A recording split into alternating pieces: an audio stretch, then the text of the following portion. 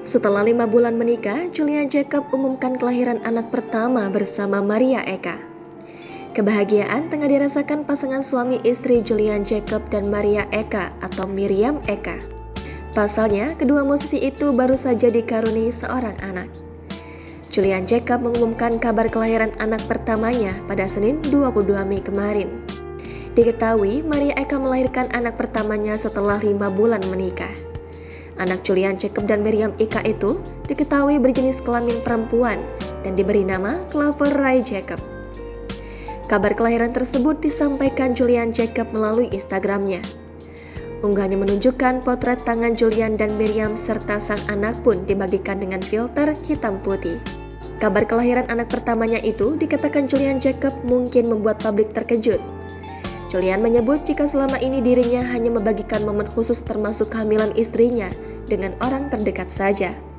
Lantaran satu dan lain hal, Julian dan istrinya memutuskan untuk tidak membagikan seluruh momen kebahagiaan mereka di media sosial. Tak hanya itu, Julian mengaku saat ini lebih berhati-hati saat bermedia sosial, termasuk dalam membagikan momen yang bersifat privasi. Julian menambahkan, ia berusaha untuk melindungi malaikat kecilnya dari segelintir komentar kebencian dari orang-orang yang tak menyukainya.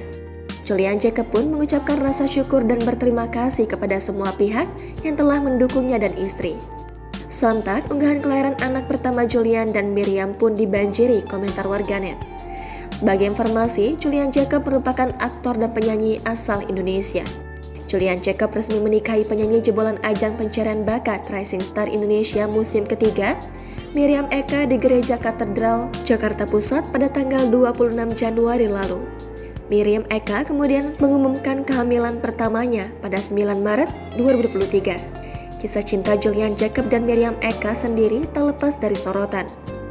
Pasangan yang baru menikah itu diketahui menghabiskan waktu pacaran yang sangat singkat. Keduanya terpantau memiliki hubungan spesial pada tahun 2022 dan tidak lama kemudian memutuskan untuk bertunangan dan berakhir di jenjang pernikahan.